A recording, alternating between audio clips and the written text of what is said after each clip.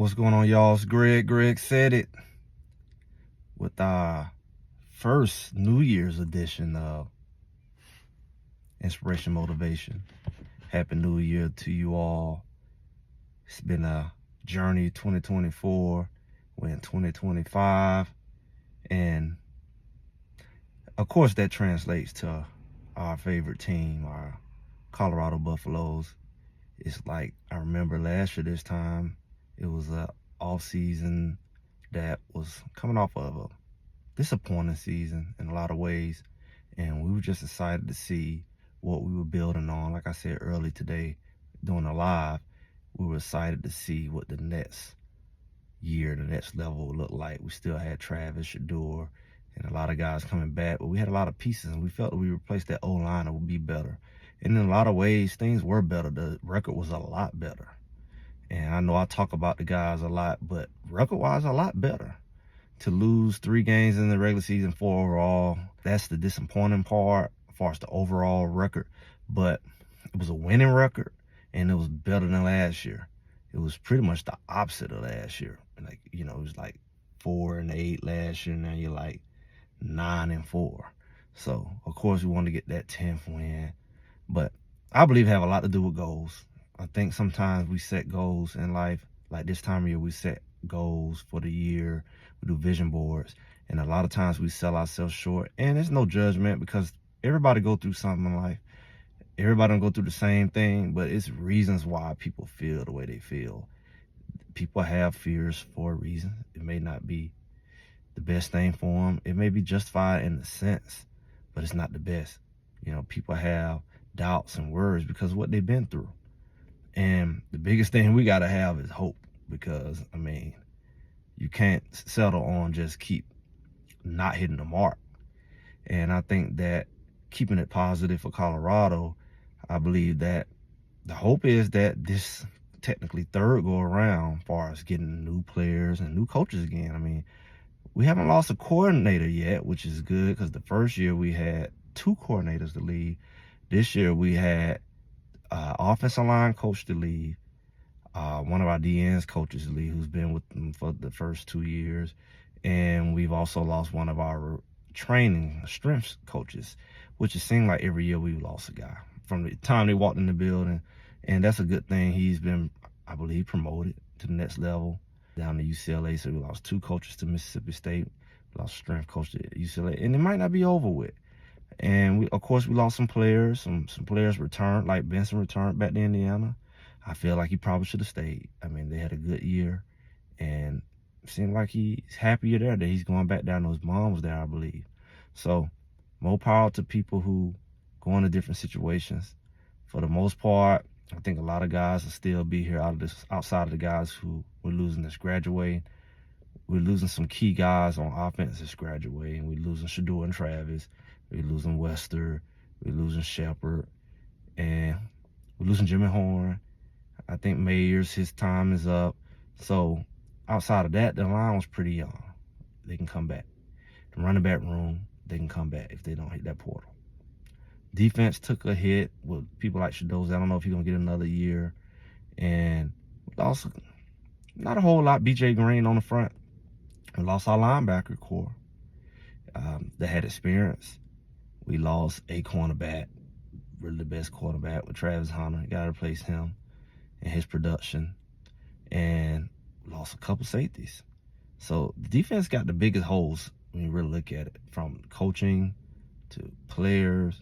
You sum it all up, the defense has a lot to do as far as recruiting.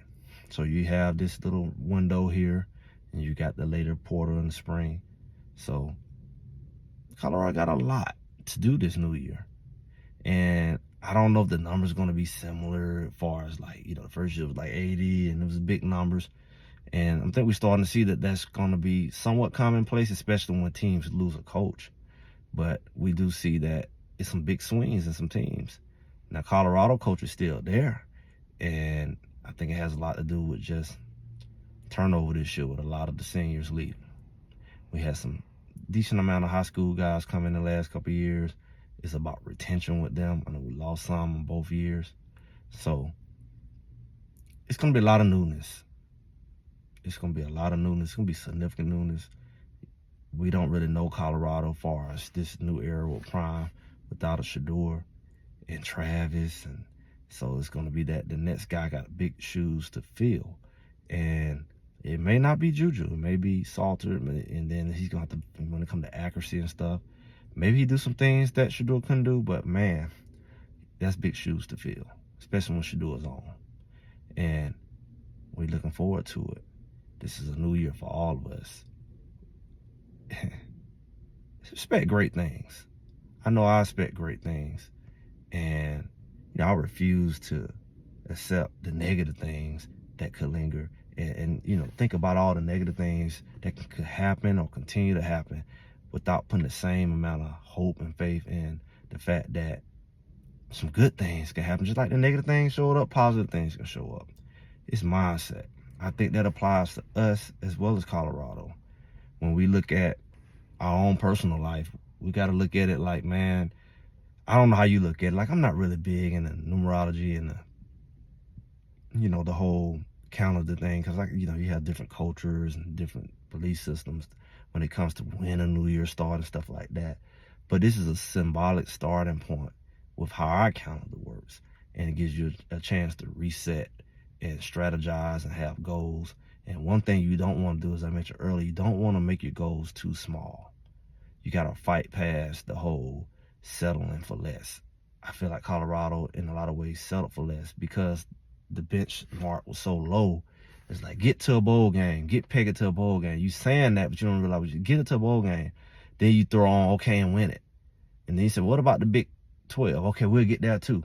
And you start adding on the back end. I talked about this numerous times, and it's just hard. It could work out, but goals, when you hit goals, and one of the most dangerous things about hitting goals is you can settle when you reach that goal.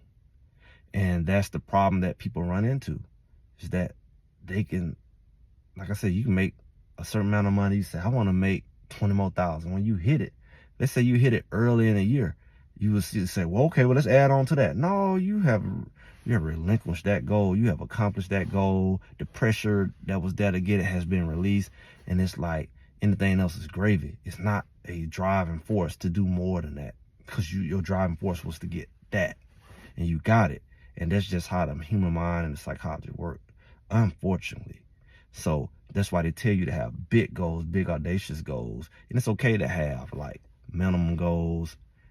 You can have high goals and then big audacious. It's the reason why you have to psychologize, because you have to put them all there, and you just can't put all that energy there. And then you can tier.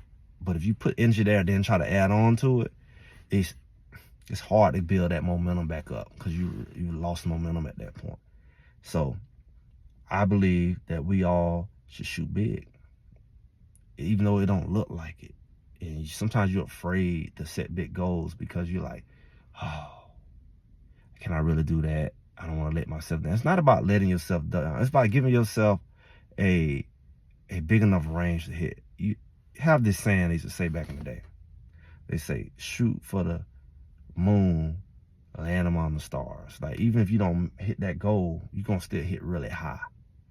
But sometimes you shoot low and you fall short. You really falling short, because you're already shooting low. You're already shooting lower than what you really want. You know you really want to go really high. But you're telling yourself, oh, I just get that. Well, really you should be saying, well, if I miss that high goal, that's what I get. But my goal is that high goal. And if I fall short, at least I get the bowl game. Bowl game is not my goal. And when we apply that to real life, it's like, I just do good with a couple, no more $1,000 a month. No, shoot all the way there. Go ahead and shoot what you really want. If your goal is 6 figures, get it. Shoot for that. Don't shoot for, well, I just take 70, and then you miss 70 to get 50, and then you really hurt. We got to do better with our goal setting. That's one thing I learned. I mean, that was an example to me, because I've known this stuff. And when I looked at it, I pointed out a lot of people didn't understand what I was saying. But hopefully, some people got a better understanding now. It's a new year. It's new opportunity. Let's shoot for it. Let's all shoot for it. And hopefully throughout this year, we'll see some of these goals come to light. That's Colorado. and us our personal goals. I'm Greg. Greg said it. Make sure y'all like, share, and subscribe. Comment. And I'll be talking to y'all soon.